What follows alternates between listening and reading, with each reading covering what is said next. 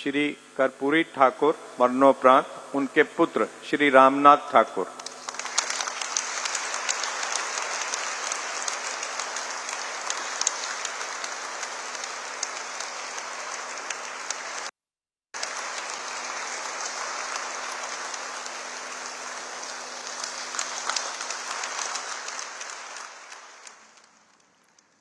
இந்திய குடியரசுத் தலைவர் திரௌபதி முர்மு தற்போது விருதுகளை வழங்கி வருகிறார். இது குறித்த கூடுதல் தகவல்களை தருவதற்காக எமது தலைமை செய்தி ஆசிரியர் கண்ணன் அவர்கள் நிற்கிறார். கண்ணன், உங்களுடைய தகவல்கள். பவித்ரா, 5 பேருக்கு நாட்டின் மிக உயரிய சிவில் விருதான பாரத ரத்னா விருதுகள் அண்மையில் அறிவிக்கப்பட்டன.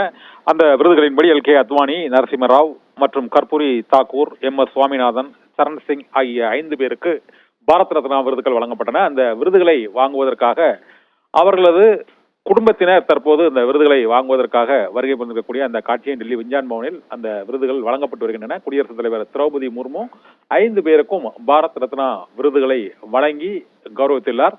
இதில் கர்பூரி தாக்கூரின் மகன் அந்த விருதினை வாங்க வந்ததை நாம் பார்க்க முடிகிறது. இதே போல MS சுவாமிநாதனின் குடும்பத்தினரும் LK அத்வானி நேரில் வரவில்லை, அவர் சார்பாக அவரது குடும்பத்தினர் வாங்கினார்கள். இதே போல நரசிம்மராவுக்கும் அவரது குடும்பத்தினர் வாங்கி இருக்கிறார்கள். இந்த விருதுகள் வழங்கப்பட்ட பின்னர் தற்பொழுது தேசிய கீதம் இசைக்கப்படும் நிகழ்ச்சி நடைபெறுகிறது. அதை இப்போது நாம் பார்க்கலாம்.